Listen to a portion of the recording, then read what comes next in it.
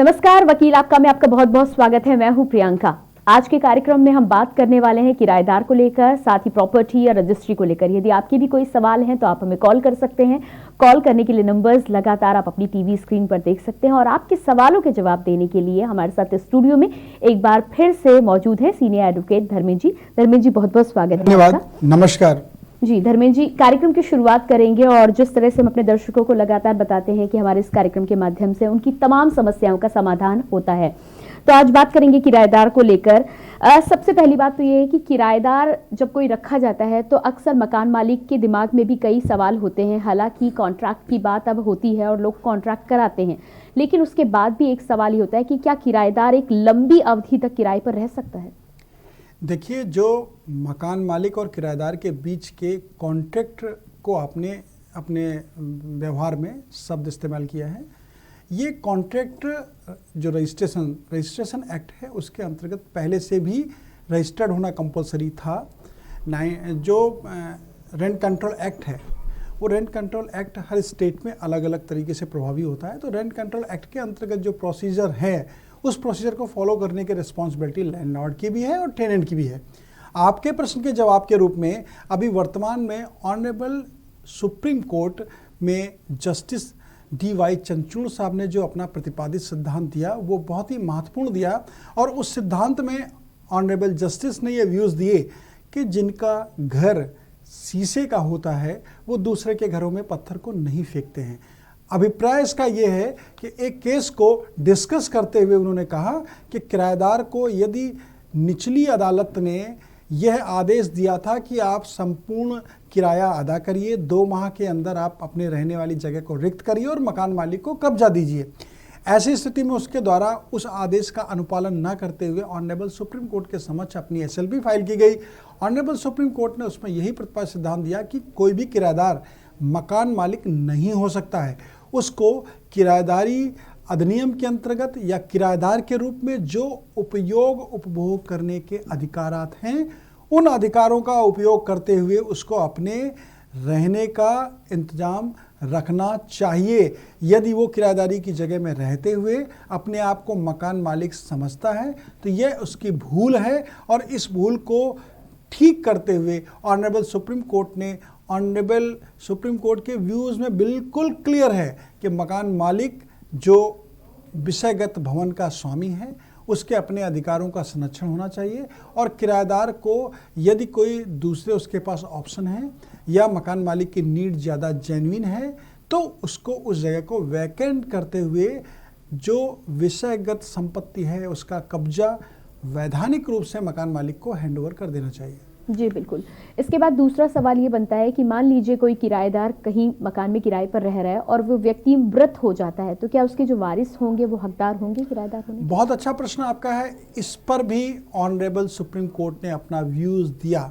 Honourable supreme court ने कहा कि जो भी वैधानिक रूप से अध्यासी किराएदार के रूप में है किसी भी प्रॉपर्टी में और उसका आकस्मिक निधन हो जाता है, अर्थात उसकी डेथ हो जाती है, तो डेथ हो जाने के बाद ऐसा नहीं है कि जो उसके सक्सेसर हैं वो सिकमी किराएदार के रूप में होंगे, वो इलीगल ट्रेसपासर के रूप में होंगे, वो वहाँ पर पोजीशन होल्डर के रूप में होंगे, ये इलीगल पोजीशन होल्डर के रूप में। ये सारे व्यूज़ गलत हैं।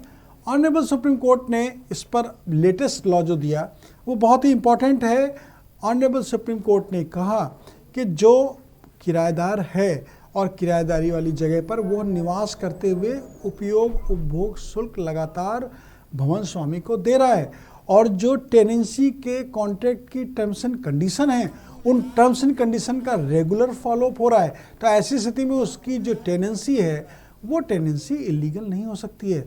और उसकी डेथ होने पर उसके जो लीगल हेयर्स हैं, जो उसके सक्सेसर्स हैं, उन सक्सेसर्स को भी वही लीगल राइट मिलेगा जो टेनेंट के रूप में रहने वाले उनके पिता या उनके जो भी पेरेंट्स हैं उनको मिलता रहा है। जी बिल्कुल। हमारे साथ कॉलर जुड़े हैं मुजफ्फरनगर से बाबूलाल जी। बाबूलाल जी। जी मैम। जी अपना सवाल रखिए, स्वागत है आपका। जी मैम, मेरा सवाल ये है कि हमने एक मकान लिया था सर, मैडम उसका बनावा हमारे नाम से है और जो है उस मकान को जिसको हमसे लिया था वो कब्जा करके बैठा, वो खाली नहीं कर रहा मैम उसको।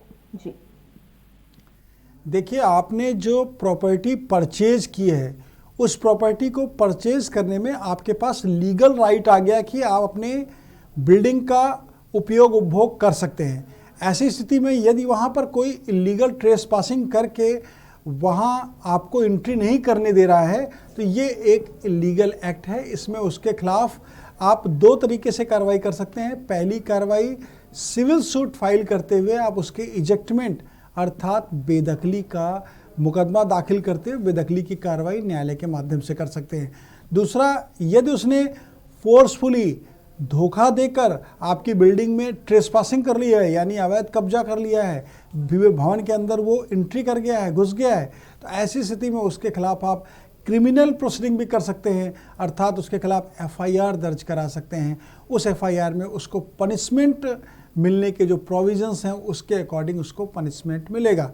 दोनों प्रोसेस में आपको अडॉप्ट करने के लिए इसलिए कह रहा हूं कि सिविल प्रोसेस से उसके बेदखली में यदि कोई विलंब होता है न्यायिक प्रक्रिया में, तो आपकी तरफ से जो फौजदारी का मुकदमा उसके खिलाफ लगाया जाएगा, उससे कहीं ना कहीं दबाव बनाकर सेटलमेंट की बात होने का भी एक माध्यम बनता है।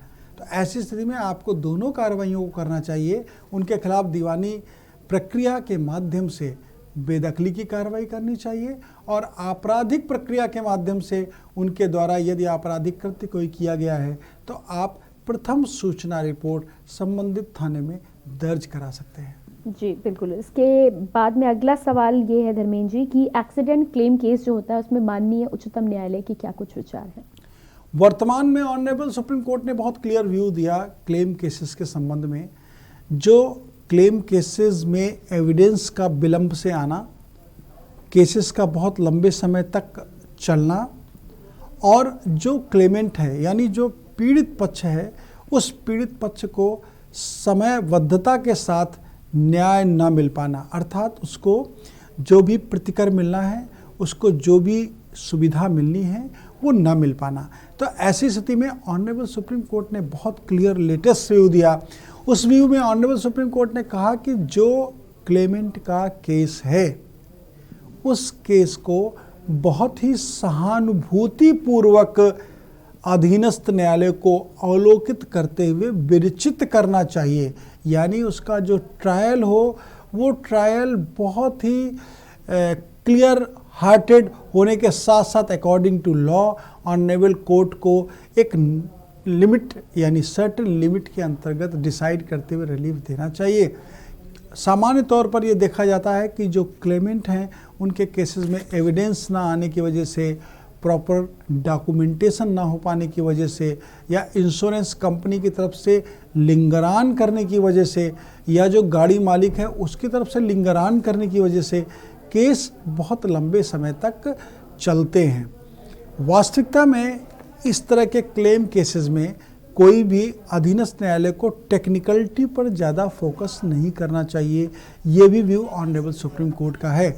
ऑनरेबल सुप्रीम कोर्ट को टेक्निकलिटी पर ज़्यादा फोकस ना करते हुए साधारण तरीके से वाद को निस्तारित करना चाहिए और जो क्लेमेंट को अधिकतम प्रतिकर राशि मिल सकती है, अधिकतम सुविधा जीवन जीने के लिए उसको मिल सकते हैं, वो प्रदान कराना चाहिए। जी बिल्कुल। कॉलर हमारे साथ शिव कुमार जी जुड़े हुए हैं। जी शिव कुमार जी, बहुत बहुत स्वागत है आपका।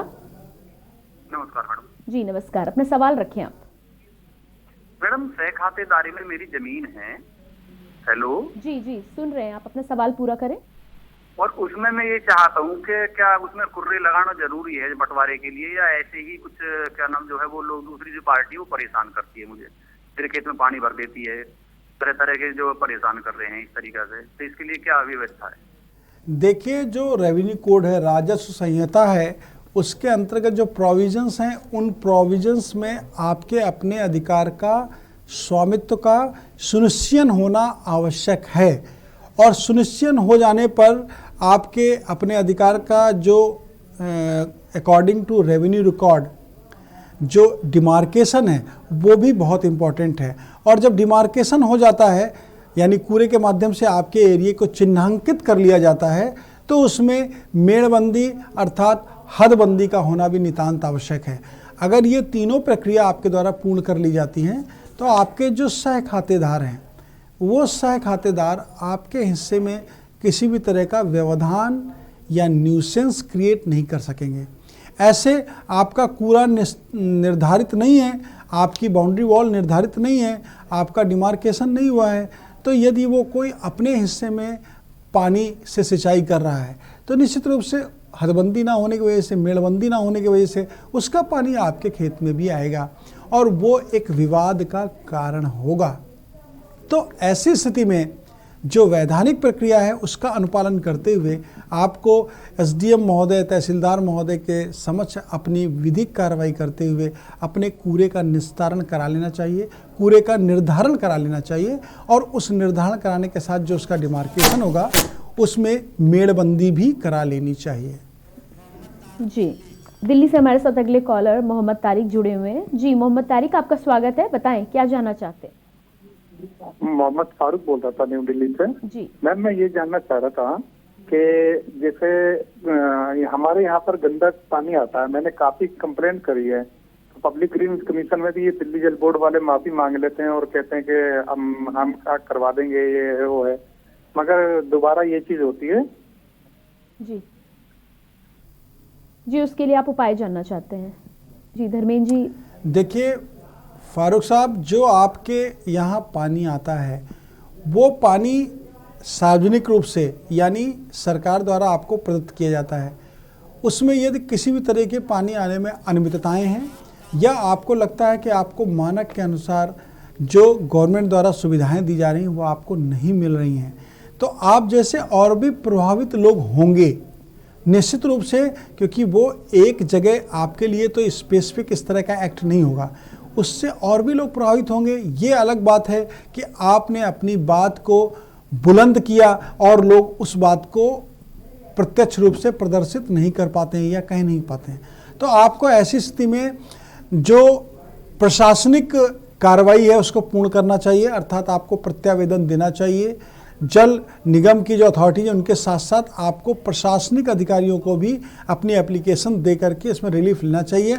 यदि आपको वहाँ से कोई भी रिलीफ नहीं मिला है तो आप इस इशू पर, जो कि एक सार्वजनिक इशू है, इस पे जनहित याचिका भी प्रस्तुत कर सकते हैं। तो आपको यदि कोई प्रशासनिक तौर पर सहयोग नहीं मिल पा रहा है तो आपको जनहित याचिका किसी अधिवक्ता के माध्यम से, किसी संस्था के माध्यम से या व्यक्ति विशेष के माध्यम से या आप स्वयं ऑनरेबल हाई कोर्ट के समक्ष प्रस्तुत कर सकते हैं और उस पर ऑनरेबल हाई कोर्ट निश्चित रूप से इस तरह के सार्वजनिक मैटर्स में, इस तरह के सार्वजनिक जो भी बिंदु हैं उन पर कोर्ट बहुत सख्त है और बहुत त्वरित कार्रवाई करती है। तो ऐसी स्थिति में आपको यदि प्रशासनिक रिलीफ नहीं मिल रहा है तो पीआईएल में जाकर के लीगल रिलीफ लेना चाहिए। जी बिल्कुल, अगले कॉलर हमारे साथ कानपुर से राम जुड़े हुए हैं। जी राम, बहुत बहुत स्वागत है आपका, सवाल रखें अपना। सर, मैंने एक मकान परचेज किया हुआ है जिसमें गिराव है नीचे, लेकिन एक किराएदार दुकान करे हुए है, वो खाली नहीं कर पा रहा है। जी देखिए, आपने जिस मकान को परचेज किया है उस मकान के टाइटल का लीगल राइट आपके पास आ गया, अर्थात आप मालिक हो गए। अब मालिक हो जाने के बाद यदि भवन आपका जर्जर है तो ये भवन स्वामी की जिम्मेदारी है कि वो उस भवन के जर्जर होने की जिम्मेदारी को निभाते हुए सिटी मजिस्ट्रेट या एसीएम जो आपके संबंधित थाना क्षेत्र के लगते हैं उनको एक रिटर्न में इस बात की इंटीमेशन देनी चाहिए। साथ ही साथ उस बिल्डिंग के जो फिजिकल पोजीशन है उसकी इंटीमेशन नगर निगम को भी देनी चाहिए। अभी जो लीगल प्रोसेस, यदि आप कानपुर से हैं तो कानपुर में पुलिस कमिश्नरी व्यवस्था लागू हो गई है। ऐसी स्थिति में जो भी इस तरह के एक्ट हैं उनको विरचित करने का, उनके ऊपर सुनने का अधिकार पुलिस की अथॉरिटीज़ को भी मिल गया है। तो निश्चित रूप से यदि आप अपनी कंप्लेंट जर्जर भवन के संदर्भ में करते हैं तो 133 सीआरपीसी की जो प्रोविजंस हैं उसके अकॉर्डिंग आपकी बिल्डिंग को नगर निगम, आप और सिटी मजिस्ट्रेट या एसीएम के द्वारा पारित आदेश के माध्यम से ध्वस्त यानी डेमोलिश कराया जा सकता है। जो बिल्डिंग जर्जर है, जिसके गिरने से कभी भी कोई जनहानि हो सकती है, जिसके गिरने से कभी भी कोई आसपास के लोगों को गंभीर क्षति हो सकती है, ऐसे मलबे को, ऐसी बिल्डिंग को हटाने की जिम्मेदारी जिला प्रशासन की होती है, जिसको हटवाने के लिए सहयोग करने की जिम्मेदारी एक अच्छे नागरिक के रूप में आपकी भी होती है। इसलिए आप तुरंत इसका इंटीमेशन देते हुए 133 CRPC के अंतर्गत कार्रवाई करके कोई भी उसमें अध्यासी हो, वो किराएदार अध्यासी हो, आपका कोई आदमी अध्यासी हो, कोई भी अध्यासी हो, ये विषय महत्वपूर्ण नहीं है। महत्वपूर्ण ये है कि यदि बिल्डिंग जर्जर है और उस जर्जर बिल्डिंग के गिरने से जनहानि हो सकती है तो 133 CRPC कार्रवाई भी हो सकती है। जी बिल्कुल। अगले कॉलर इंदौर से हमारे साथ जयवीर जुड़े हुए हैं। जी जयवीर जी, जयवीर जी क्या आप मुझे सुन पा रहे हैं? हाँ जी। जी अपना सवाल रखें आप। हमारा मकान था, हमारे बहू बेटे ने हमको भगा दिया, मैं कहाँ जाऊँ बुढ़ापे में? जी देते नहीं हमको। देखिए, सीनियर सिटीजन एक्ट के जो प्रोविजंस हैं, senior citizen and parents act के जो प्रोविजंस हैं, उन प्रोविजंस में ऑनरेबल सुप्रीम कोर्ट ने बहुत क्लियर व्यू अभी दिया है। उस क्लियर व्यू के अकॉर्डिंग आपका पुत्र आपकी सहानुभूति, आपके सहयोग के आधार पे ही आपके साथ रह सकता है, आपके भवन में रह सकता है।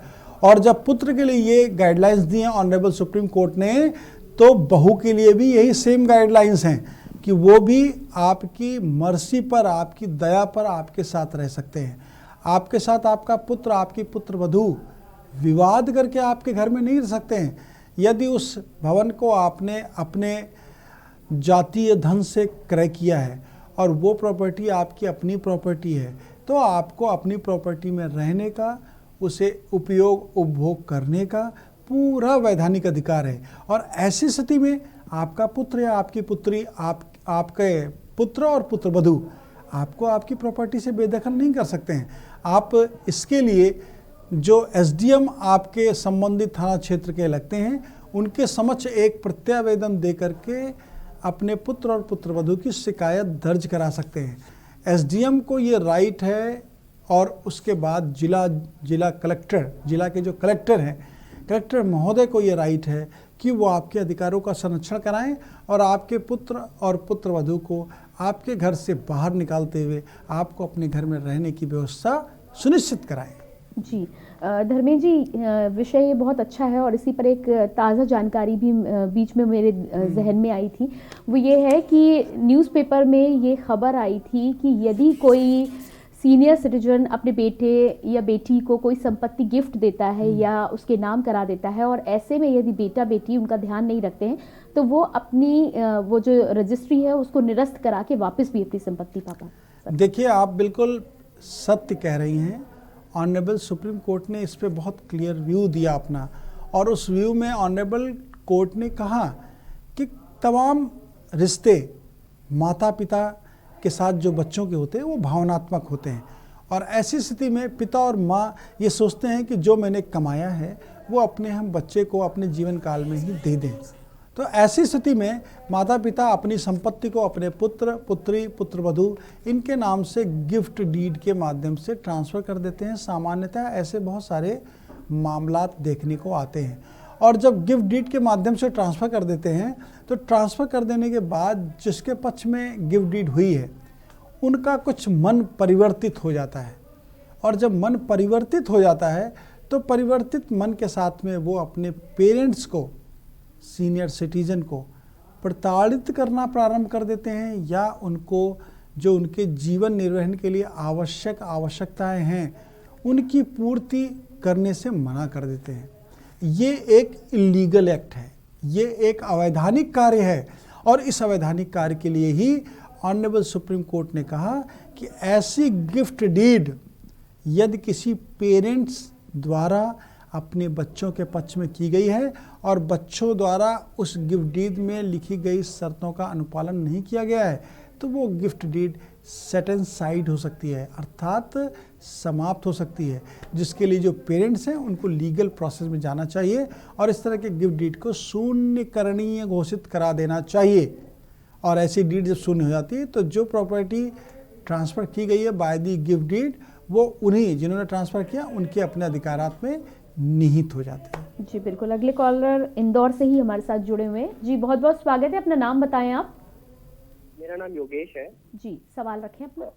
सर मेरा सवाल ये है कि मेरे कुछ रिश्तेदार हैं, मेरा एक रेजिडेंशियल प्लॉट है पटना में, तो उस पे वो मतलब तरह तरह के क्या कहते हैं कठिनाई उत्पन्न करते हैं हमारे लिए। मतलब जो भी ग्राहक हम भेजते हैं देखने के लिए, बेचने के लिए, तो वो बेचने नहीं देते हमें, मतलब वो ग्राहक को ही भगा देते हैं।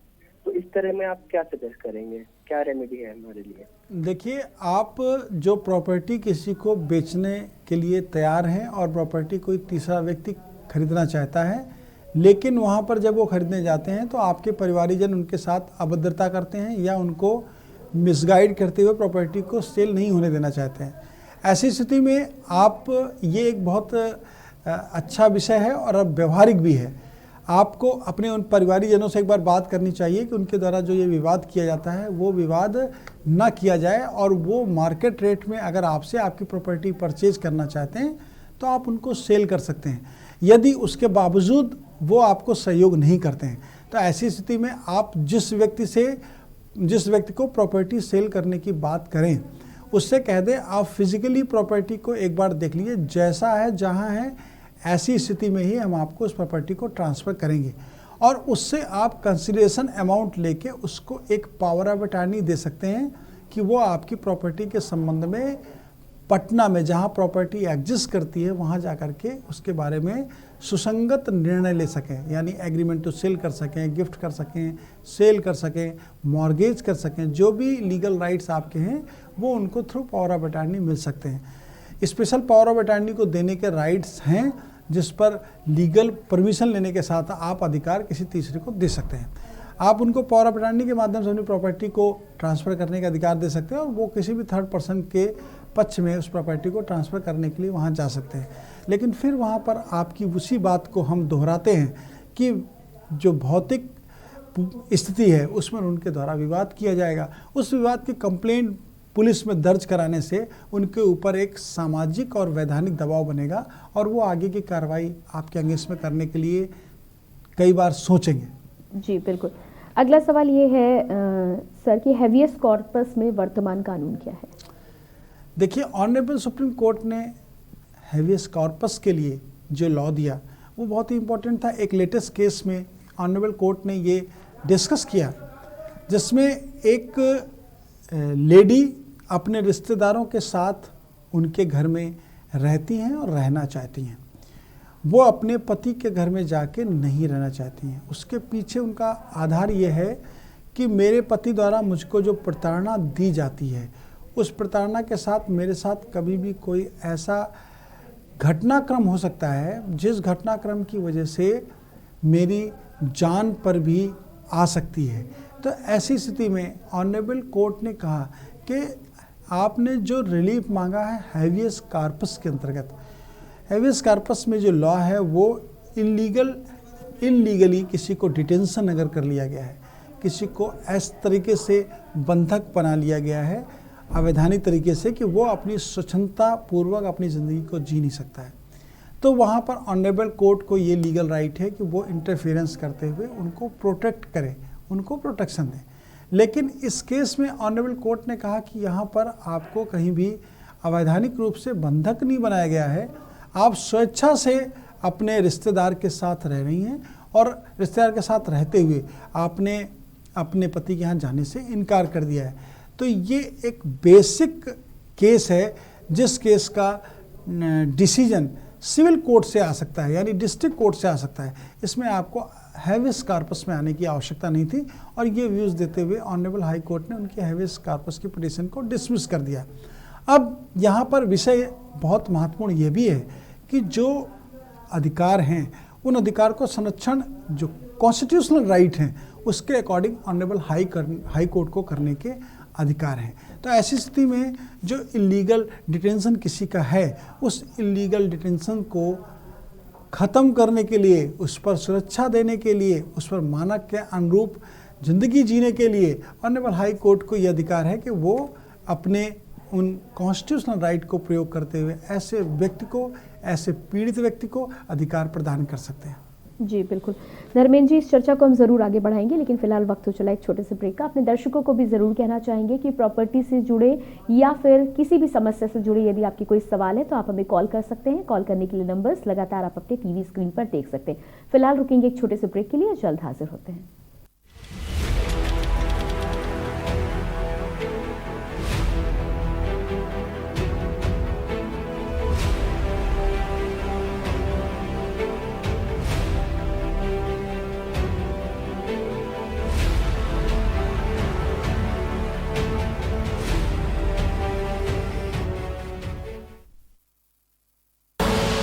आप देख रहे हैं के न्यूज, खबरों का सारथी।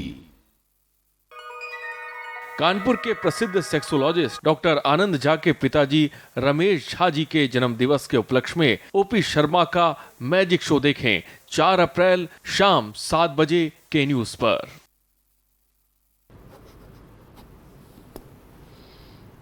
नमस्कार। हमारे देश के वैज्ञानिकों ने काफ़ी मेहनत के बाद कोरोना वैक्सीन बनाई है। कुछ लोग ये वैक्सीन लगवाने से डर रहे हैं। मैं उन्हें बताना चाहता हूँ कि ये वैक्सीन पूरी तरह से सेफ है। मैं खुद एक शुगर का मरीज हूँ और मेरे माँ बाबूजी काफ़ी बुजुर्ग हैं। मैंने ये वैक्सीन खुद भी लगवाई है और अपने माँ बाबूजी को भी लगवाई है। ये वैक्सीन पूरी तरह से सुरक्षित है। इसलिए मैं आपसे अपील करना चाहता हूँ कि अगर आप वैक्सीन लगवाने के लिए एलिजिबल हैं तो वैक्सीन जरूर लगवाइए। सभी सरकारी केंद्रों में ये वैक्सीन बिल्कुल मुफ्त है। मुझे आपकी सुरक्षा की बहुत चिंता है। अब कोरोना की वैक्सीन आ गई है। अगर अब भी हम वैक्सीन ना लगवाएं और हमें कोरोना हो जाए तो ये तो ठीक नहीं होगा ना। तो अगर आप वैक्सीन लगवाने के लिए एलिजिबल हो तो तुरंत जाकर वैक्सीन लगवाओ। और एक ज़रूरी बात, वैक्सीन लगवाने के बाद भी मास्क पहने, बार बार हाथ धोएं और सोशल डिस्टेंसिंग का पालन करते रहें। जय हिंद।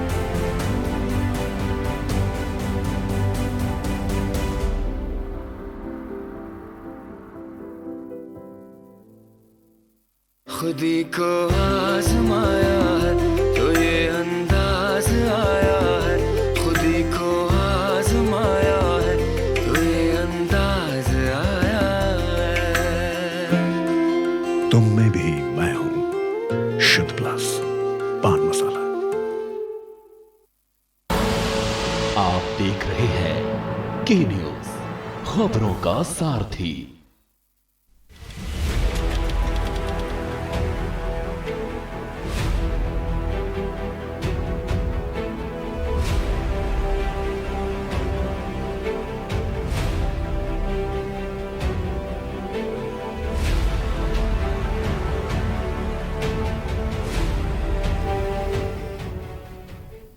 ब्रेक के बाद एक बार फिर से आप सभी दर्शकों का बहुत बहुत स्वागत है आपके अपने कार्यक्रम वकील आपका में। आपके यदि कोई सवाल है तो आप हमें कॉल कर सकते हैं। कॉल करने के लिए नंबर्स लगातार आप अपने टीवी स्क्रीन पर देख सकते हैं। कार्यक्रम को आगे बढ़ाएंगे और सबसे पहले हमारे साथ कॉलर जुड़े हैं चंडीगढ़ से, उनसे बात कर लेते हैं। जी बहुत बहुत स्वागत है, अपना नाम बता दें आप। मैं माया देवी। जी माया जी, अपना सवाल रखें। हाँ जी मैम एक्चुअली मेरी मदर हैं, उनके नाम पे चंडीगढ़ में मकान है। तो जो भाई है ना, उनकी डेथ हो चुकी है जी। तो भाभी जो है उनका कहीं और रिलेशन है, चल रहा है, लेकिन वो भाभी मम्मी को बाहर निकाल दिया है, मदर को, कि कहती मैं ही रहूंगी यहाँ पे। तो नाम तो मम्मी के है मकान, लेकिन कुछ भी नहीं हम कर पा रहे। पुलिस भी उनका ही साथ दे रही है जी। तो हम बहुत परेशान है। मम्मी अभी मेरी सिस्टर के पास ही रह रही है। 3 भाई बहन थे हम, एक ही भाई था, उसकी डेथ हो चुकी है। तो सर हम क्या करें, ऐसा कुछ, हम तो बहुत परेशान हो चुके हैं। माया जी, आपको इस विषय पर पुलिस आपकी मदद नहीं कर रही है। आपको निश्चित रूप से अपनी मदर की तरफ से एक प्रत्यावेदन यानी एक एप्लीकेशन जिले के डीएम या एसडीएम के समक्ष देनी चाहिए।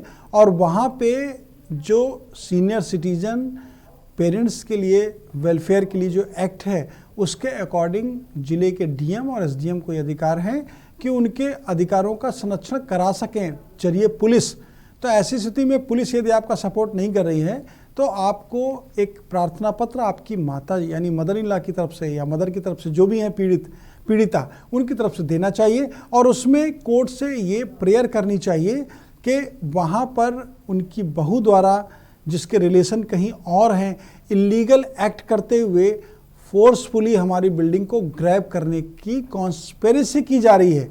तो ऐसी स्थिति में वो जो कोर्ट है उनको ये लीगल राइट है कि आपकी मदर इन लॉ को या आपकी मदर को उस बिल्डिंग में वो एंट्री कराएंगे और यदि कोई इलीगल ट्रेसपासिंग वहाँ हुई है तो उनका वो इजेक्टमेंट कराएंगे।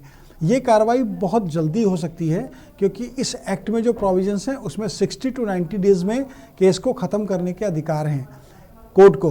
तो आप इस तरह की कंप्लेंट कराते हैं तो आपको निश्चित रूप से बेनिफिट मिलेगा। एक बार इस तरह की कंप्लेंट को आप दर्ज कराइए, यदि आपको बेनिफिट नहीं मिलता है तो आप इसकी अपील भी कर सकते हैं। आपको तुरंत शिकायत दर्ज करानी चाहिए। मुझे लगता है कि आपकी शिकायत दर्ज कराने के बाद 1 या 2 डेट के अंतर्गत ही आपको बेनिफिट न्यायालय के माध्यम से मिल सकता है। जी, अगला सवाल ये है कि यदि किसी के पास से नार्कोटिक्स बरामद किया जाता है, ऐसे में पुलिस के सामने जो बयान होता है वो कितना महत्वपूर्ण है? देखिए, एनडीपीएस एक्ट में जो प्रोविजंस हैं उन प्रोविजंस में जब भी पुलिस किसी व्यक्ति को गिरफ्तार करती है और गिरफ्तार करने के साथ ही उसके पास से कोई मादक पदार्थ बरामद होता है यानी नारकोटिक्स बरामद होता है, तो पुलिस को सेक्शन 50 एनडीपीएस एक्ट के प्रोविजंस को फॉलो करना कंपलसरी होता है। अर्थात जिस जगह पर उस व्यक्ति को गिरफ्तार किया गया है वहाँ पर उनका गिरफ्तारी मेमो बनेगा, वहाँ पर जो बरामदगी हुई उस बरामदगी को सील किया जाएगा और उसको एक्सपर्ट के पास उसका जांच करने के लिए भेजा, सैंपलिंग करके भेजा जाएगा। और वहाँ पर जो पब्लिक के विटनेस हैं उन पब्लिक के विटनेस का भी एविडेंस रिकॉर्ड करना कंपलसरी है। लेकिन सामान्य तौर पर जो इस तरह के केसेस देखने में आते हैं उन केसेस में सेक्शन 50 की कंप्लायंस कम होती है। इसके बाद सेक्शन 53 की कंप्लायंस भी कंपलसरी है। सेक्शन 53 एनडीपीएस एक्ट में जो प्रोविजंस हैं उसके अकॉर्डिंग पुलिस मौके पर जो भी एक्यूज पर्सन पकड़ा गया है उस एक्यूज पर्सन का स्टेटमेंट दर्ज कराती है। सामान्य तौर पर यदि सेक्शन 50 की कंप्लायंस नहीं हुई है तो सेक्शन 53 की कंप्लायंस में बाधा आती है, क्योंकि पुलिस जो अभियुक्त गिरफ्तार किया गया है उसका बयान दर्ज कराने के बाद उन बयानों को केस डायरी में यानी चार्जशीट के साथ न्यायालय के समक्ष प्रस्तुत करती है। वहाँ पे जो डिफेंस काउंसिल हैं यानी जो मुलजिम के अधिवक्ता हैं वो इस बिंदु का फ़ायदा उठाते हैं और वो कहते हैं कि सेक्शन 50 कंप्लायंस हुई नहीं, अर्थात कोई पब्लिक विटनेस था ही नहीं। तो पब्लिक विटनेस नहीं था तो पुलिस ने दबाव बना के मेरे मौकिल से बरामदगी की बात को कबूल करवा लिया है, जबकि घटना सत्य हुई होती है। तो ऐसी स्थिति में जो सेक्शन 53 की कंप्लायंस है वो कहीं ना कहीं संदिग्ध हो सकती है। तो जांच करने वाले जांच अधिकारी को सेक्शन 50 की कंप्लायंस भी करानी चाहिए, सेक्शन 53 की कंप्लायंस भी करानी चाहिए, 161 के स्टेटमेंट भी दर्ज कराना चाहिए और न्यायालय के समक्ष संपूर्ण रिकॉर्ड, दस्तावेज, एक्सपर्ट्स की रिपोर्ट के साथ में ही चार्जशीट को सबमिट करना चाहिए। जी बिल्कुल। अगली कॉलर गाजियाबाद से मीनाक्षी जुड़ी है हमारे साथ। जी मीनाक्षी जी, मीनाक्षी जी आप क्या मुझे सुन पा रही हैं आप? हाँ मैं सुन रही हूँ। जी अपना सवाल रखें। हेलो जी अपना सवाल रखें आप। हाँ मैं ये कहना चाह रही हूँ कि मेरे जो हस्बैंड है ना उनसे मैं 10-12 साल से अलग हूँ जी, और मेरे नाम कुछ भी नहीं है। मेरे हस्बैंड ने मुझे धोखे से अपने घर से निकाल दिया है, मतलब देवर हैं छोटे और मेरे हस्बैंड हैं। उन्होंने सारी प्रॉपर्टी पता नहीं मेरी देवरानी के नाम कर दी है, क्या हो गया है, मुझे धोखे से निकाल दिया बाहर रेंट पे। मुझे बोला कि मकान तुम्हें दे देंगे, लेके दे देंगे, मैं भी रहूंगा तुम्हारे साथ। और धीरे धीरे 6-7 महीने बाद अपने आप भी अलग हो गए मुझे छोड़ के और मुझे आरडीसी वाले मकान से निकाल दिया।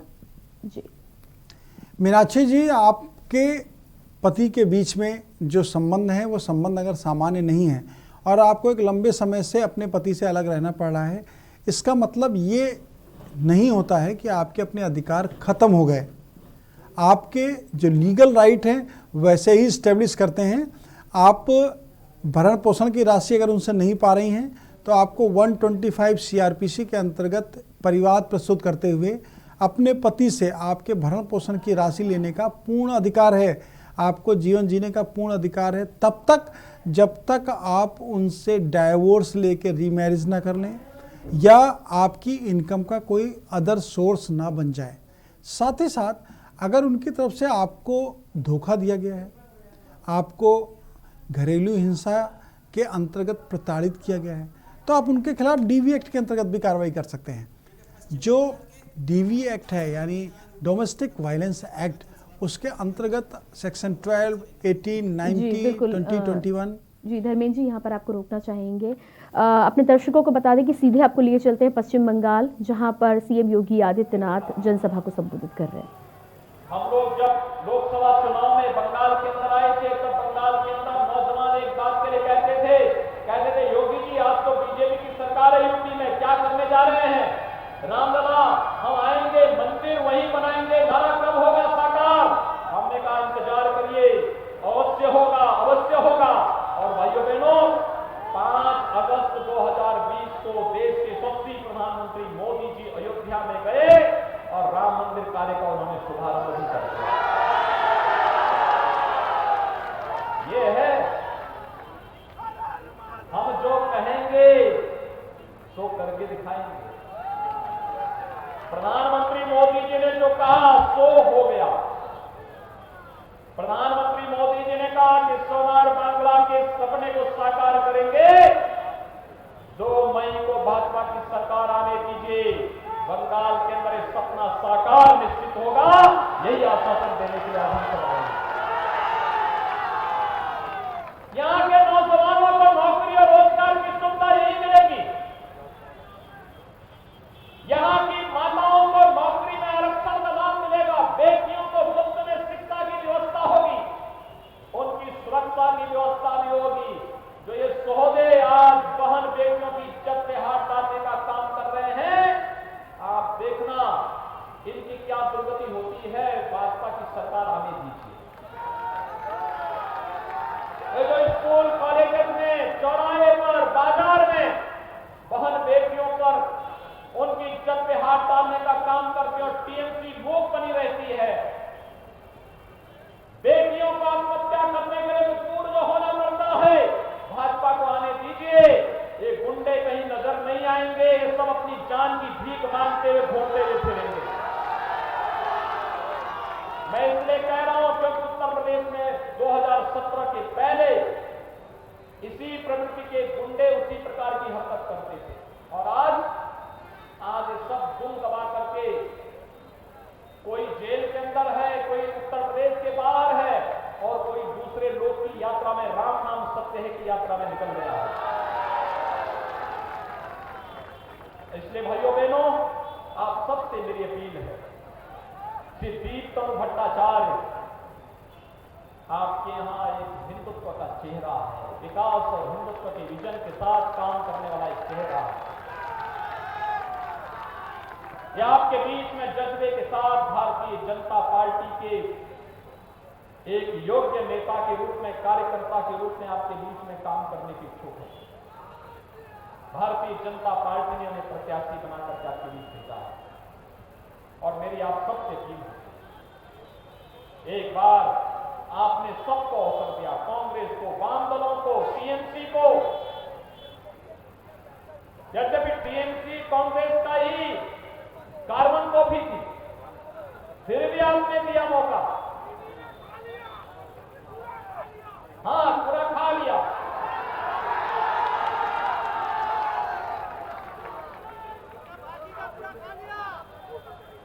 और इसीलिए मैं आज आपके पास आया हूं कि दीपतनु भट्टाचार्य, दीपतनु विजरैया,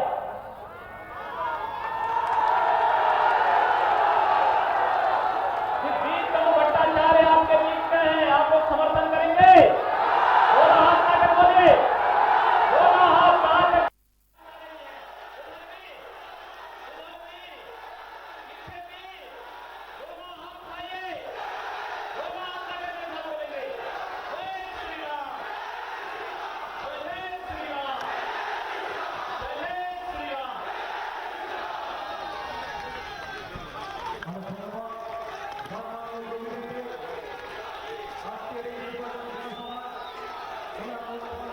तो ये आप देख रहे हैं पश्चिम बंगाल से सीएम योगी आदित्यनाथ को आमता से लाइव, जहां पर जय श्री राम के नारे उन्होंने लगवाए, साथ ही साथ टीएमसी पर निशाना साधते हुए ये कहा है कि भाजपा की सरकार आने वाली है और टीएमसी के जो भी गुंडे हैं उनको सही जगह दिखाई जाएगी भाजपा के सत्ता में आने के बाद।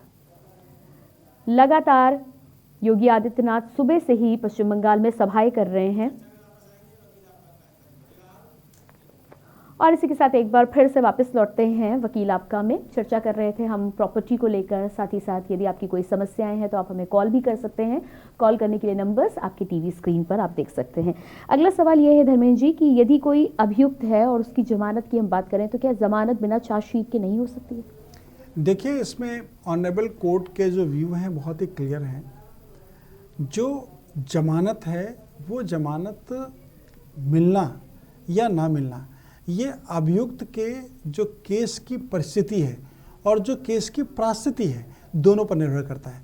यानी कंडीशन और जो एविडेंसेस हैं वो कंटेंट्स को सपोर्ट करते हैं कि नहीं करते हैं, ये बहुत इम्पॉर्टेंट है किसी भी क्रिमिनल केस के लिए। अब जमानत मिलना अगर मौलिक अधिकार है किसी भी अभियुक्त का, तो उस मौलिक अधिकार के लिए न्यायालय का स्वविवेक भी है कि न्यायालय जमानत देते समय जो भी एविडेंसेस कलेक्ट हुई हैं इन्वेस्टिगेशन ऑफिसर द्वारा उन पर अपना ध्यान केंद्रित करते हुए उचित समझे तो अभियुक्त को जमानत दें और उचित ना समझें तो अभियुक्त को जमानत नहीं दे सकते हैं। आजकल बहुत सारे फाइनेंशियल क्राइम को अगर हम लोग देखते हैं मीडिया के माध्यम से या बैंक की जो सिचुएशन है उसके माध्यम से हम देखते हैं तो फाइनेंशियल क्राइम का ग्राफ बहुत बढ़ गया है।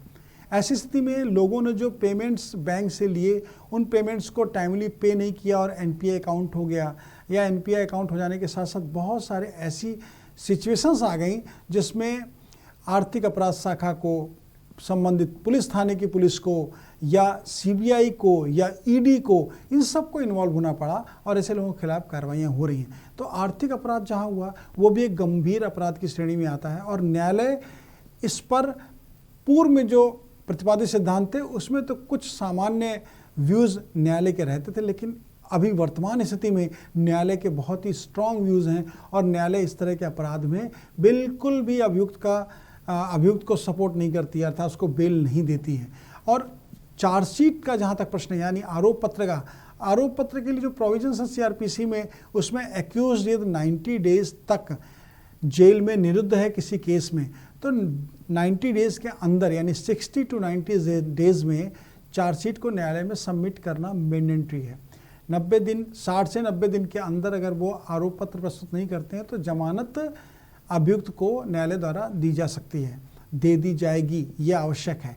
इसके साथ ही साथ जो आरोप पत्र इस बीच में यदि आरोप पत्र न्यायालय में नहीं आया है और न्यायालय को ये लगता है कि जो जमानत के आधार हैं यानी अभियुक्त के जो डिफेंस के कंटेंट्स हैं वो कंटेंट्स लीगल हैं और सपोर्ट किए जाने योग्य हैं, तो ऐसी स्थिति में न्यायालय बिना चार्जशीट आए अभियुक्त को जमानत दे सकती है। जी बिल्कुल। अगले कॉलर छत्तीसगढ़ से दलजीत हमारे साथ जुड़े हैं। जी बहुत बहुत स्वागत है आपका। हेलो जी, अपना सवाल रखें आप। हाँ मैडम, तलाक का भी है, के न्यूज पे देखा था ना नंबर। जी हाँ जी, क्या जानना चाहते हैं, अपना सवाल करें। दिलजीत जी, सबसे पहले आपसे रिक्वेस्ट करूंगी टीवी के वॉल्यूम को डाउन करें और उसके बाद अपना सवाल करें। मैडम, मेरा नाम दलजीत सिंह है जी। तो मेरी शादी ना 2013 में हुई थी और मेरी मिसेज 1 महीना रहेगी, उसके बाद आज 7-8 साल हो गए, उसके बाद आई नहीं है जी। दलजीत जी, आपका जो विवाह हुआ 2013 में और 13 में आपका मैरिज होने के बाद वाइफ 1 महीने बाद अपने मायके चली गई या कहीं अन्यत्र रहने चली गई, तो ऐसी स्थिति में आपके पास लीगल राइट है कि आप अपनी वाइफ से डिजर्सन के ग्राउंड को प्रेजेंट करते हुए डाइवोर्स ले सकते हैं। अर्थात जो डिजर्सन का ग्राउंड है वो बहुत ही इंपॉर्टेंट है डाइवोर्स के लिए। सेक्शन 13 में जो डाइवोर्स की प्रोसीडिंग्स हैं उसमें बहुत सारे आधार हैं जिन आधारों पर तलाक होता है, और ये भी एक प्रताड़ना का आधार है, आपसे अलग होने का यानी त्यजन करने का भी एक आधार है। इस आधार को आधार बनाते हुए आप डाइवोर्स की प्रोसीडिंग्स कर सकते हैं। आप 2 साल या 2 साल से अधिक समय तक यदि पति पत्नी के बीच में कोई शारीरिक रिश्ते नहीं हैं, शारीरिक या सामाजिक रिश्ते नहीं हैं और उन दोनों ने अपने आप को पृथक पृथक कर लिया है, तो वैधानिक रूप से जो पक्ष पृथक है और प्रभावित है उसको ये अधिकार है कि वो लीगल प्रोसीडिंग में जाते हुए सेक्शन 13 के अंतर्गत सूट फाइल करके अपने को डाइवोर्स यानी अपना तलाक प्राप्त कर लें और तलाक प्राप्त करने के बाद आप नया जीवन जीने के लिए स्वच्छंद हो जाएंगे। जी बिल्कुल। अगला सवाल ये है कि यदि कोई घर लेता है और रजिस्ट्री होती है और उसके बाद बैनामे की कुछ राशि रह जाती है तो क्या उसमें निरस्तीकरण हो सकता है? लेकिन उससे पहले हमारे साथ कॉलर जुड़ चुके हैं, उनसे बातचीत कर लेंगे। जी स्वागत है आपका। मनीष क्या आप मुझे सुन पा रहे हैं? अपना सवाल रखें आप। मैडम मेरी सिस्टर है जी, उनके हस्बैंड एक्सपायर कर गए हैं जी, और उनका एक लड़का है जी, उनकी प्रॉपर्टी थी जी, प्रॉपर्टी में माँ के नाम पे है, उनकी मदर इन लॉ के नाम पे है जी, तो उसमें उनका कुछ शेयर हो सकता है? जी देखिए, आपकी जो सिस्टर हैं उनके हस्बैंड की डेथ हो गई है। यदि उन सिस्टर को बच्चे हैं तो उन बच्चों का अपने दादा और दादी की संपत्ति पर वैधानिक अधिकार होता है हिंदू सक्सेशन एक्ट के अकॉर्डिंग। साथ ही साथ यदि आपकी बहन जी का कोई आमदनी का जरिया नहीं है, आपकी बहन जी को रहने के लिए कोई छत नहीं है, आपकी बहन जी को जो सामाजिक जीवन जीना उसके लिए कोई भी इनकम का जरिया नहीं है, तो ऐसी स्थिति में वो अपनी मदर इन लॉ से मर्सी ग्राउंड पर सपोर्ट ले सकती हैं, लेकिन फोर्सफुली कोई भी सपोर्ट उनको लीगल जो सिचुएशंस हैं उसके अकॉर्डिंग नहीं मिल सकता है।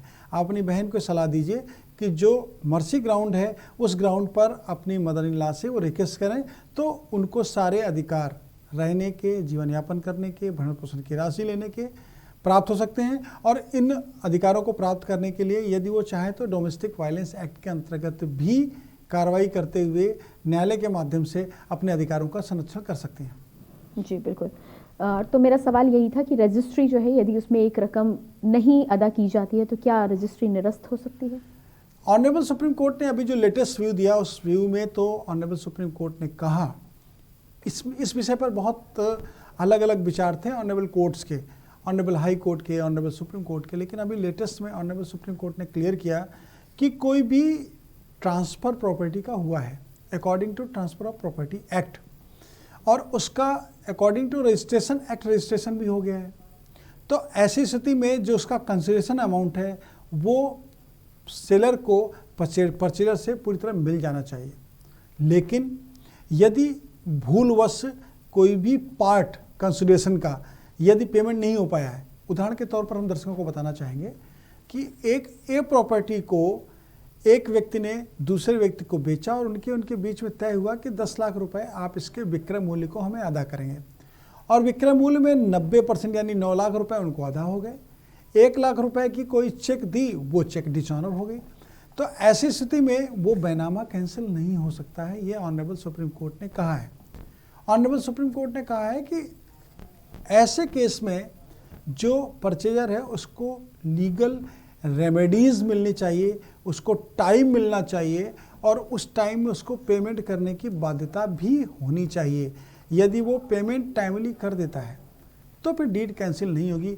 और यदि वो कहीं ना कहीं इस तरह की मंशा रखता है कि हमने प्रॉपर्टी को अब ले लिया है और हमें और पैसा नहीं देना है, तो ऐसी परिस्थिति में जो लीगल करस्पॉन्डेंस है वो लीगल करस्पॉन्डेंस सेलर के फेवर में है।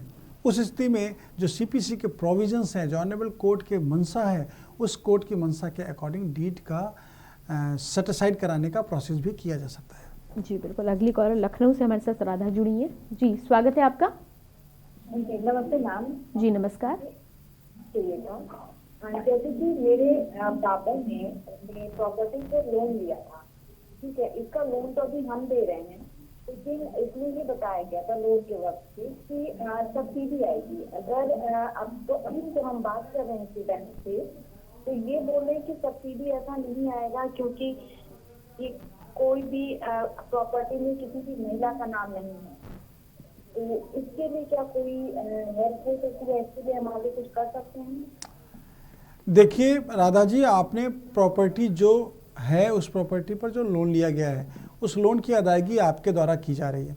तो ऐसी परिस्थिति में जो लोन की अदायगी है उस लोन की अदायगी के लिए ये ज़रूर देखना आवश्यक है कि बैंक में आपकी प्रॉपर्टी को मॉर्गेज या प्लस करते हुए लोन लिया गया है, या उस प्रॉपर्टी के डेवलपमेंट के लिए लोन लिया गया है, या किसी सीसी लिमिट या इस तरह के किसी योजना में उस प्रॉपर्टी को अटैच कर दिया गया है। ये सारे जो कंडीशंस हैं उन कंडीशंस को बहुत माइन्यूटली आपको वॉच करना आवश्यक है, तभी आप कोई लीगल लाइन ऑफ एक्शन को तय कर सकती हैं। दूसरी इंपॉर्टेंट बात यह है कि यदि रजिस्ट्री में जो नाम है वो नाम जिस व्यक्ति का है, लोन आप अदा करते चले जा रहे हैं और लोन की राशि जिस दिन अदा हो जाएगी उस दिन जिस व्यक्ति ने उस प्रॉपर्टी के डॉक्यूमेंट्स को अटैच किया है, प्लस किया है या मॉर्गेज किया है, वो डॉक्यूमेंट्स उस व्यक्ति को रिलीज़ हो जाएंगे। आप यदि उस प्रॉपर्टी को खुद लेना चाहते हैं क्योंकि आपने लोन की राशि को अदा किया है, तो आपको बैंक से बात करके उस प्रॉपर्टी के डॉक्यूमेंट्स को अपने फेवर में रिलीज़ कराना चाहिए, और जो आप पेमेंट कर रहे हैं उस पेमेंट को आपको तत्काल रोक देना चाहिए। फिर ऐसी स्थिति में वो अकाउंट एनपीए होगा, और एनपीए होने के बाद जब प्रॉपर्टी को बैंक ऑक्शन करने की स्टेज में आएगी, यानी सरफेसी एक्ट के अंतर्गत कार्रवाई करेगी, तो उस प्रॉपर्टी को वो आपको फर्स्ट परचेजर के रूप में आपको वो ऑफर देगी और आप उसको प्राप्त कर सकते हैं। आपको लीगल प्रोसेस में जाने से पहले मैंने जो 4 बिंदु बताए हैं उनका अवलोकन करना आवश्यक है। जी, अगली कॉलर आगरा से हमारे साथ बरखा जुड़ी है। जी बरखा जी,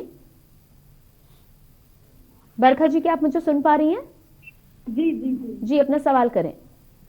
जी, मेरी सिस्टर की शादी हुई थी जी, तो वो ना भी वापस आ गई है, मतलब शादी टूट गई, लेकिन वो तंग कर रहे थे वहाँ पर, दहेज प्रताड़ना का केस भी लगा हुआ है उनके ऊपर जी। लेकिन क्या बोलते हैं अभी तो हमने रिपोर्ट की है, तो लेकिन वो लोग खरीद ले रहे हैं सब चीज को, वहाँ पुलिस वालों को, तो आगे कैसे करना चाहिए हमें? देखिए, आपने अपनी सिस्टर की तरफ से 498A जो प्रोसीडिंग्स की है आईपीसी के अंतर्गत, उस मुकदमे में अभी ऑनरेबल कोर्ट्स के बहुत अलग अलग व्यूज़ आए और व्यूज़ के अकॉर्डिंग थोड़ी सी जो कार्रवाई स्ट्रांग होती थी वो शिथिल हुई है। तो ऐसी स्थिति में आपको आपकी सिस्टर की तरफ से उनके ऊपर डोमेस्टिक वायलेंस की कार्रवाई भी करनी चाहिए, मेंटेनेंस प्राप्त करने के लिए भी केस करना चाहिए, और जो उन्होंने आपके सिस्टर का स्त्री धन रख लिया अपने पास, यानी जेवरात रख लिए हैं, सामान रख लिया है, रुपए रख लिए हैं, उन सब के लिए क्रिमिनल प्रोसीडिंग्स भी करनी चाहिए 406-420 आईपीसी के अंतर्गत। तो ऐसी स्थिति में यदि आप उनके खिलाफ इस तरह के केसेस को करेंगे तो निश्चित रूप से उनके ऊपर एक प्रेशर बनेगा, और उस प्रेशर के बनने के बाद या तो सेटलमेंट होगा या जो भी केस उनके खिलाफ आप करेंगे उन केसेस में उनके खिलाफ प्रोसीडिंग्स होंगी। तो आपको लीगल प्रोसेस में जाते हुए ये सारे केसेस उनके खिलाफ करने चाहिए, तभी आपको कोई लीगल रिलीफ न्यायालय के द्वारा प्राप्त हो पाएगा। जी बिल्कुल, और इसी कॉल के साथ धर्मेंद्र जी समय हो चला है, हमें कार्यक्रम को यहीं विराम देना होगा। आपने अपना बहुमूल्य समय हमें दिया, उसके लिए आपका बहुत बहुत धन्यवाद। शुक्रिया। और अपने दर्शकों को भी कहना चाहूंगे अगले हफ्ते फिर आपसे मुलाकात करेंगे नए विषय के साथ। तब तक के लिए यदि आपके कुछ सवाल हैं तो आप हमें अगले संडे कॉल कर सकते हैं और अपनी परेशानियों का समाधान ढूंढ सकते हैं। आज के लिए दीजिए इजाजत, खबरों के लिए देखते रहिए के न्यूज़ इंडिया। नमस्कार।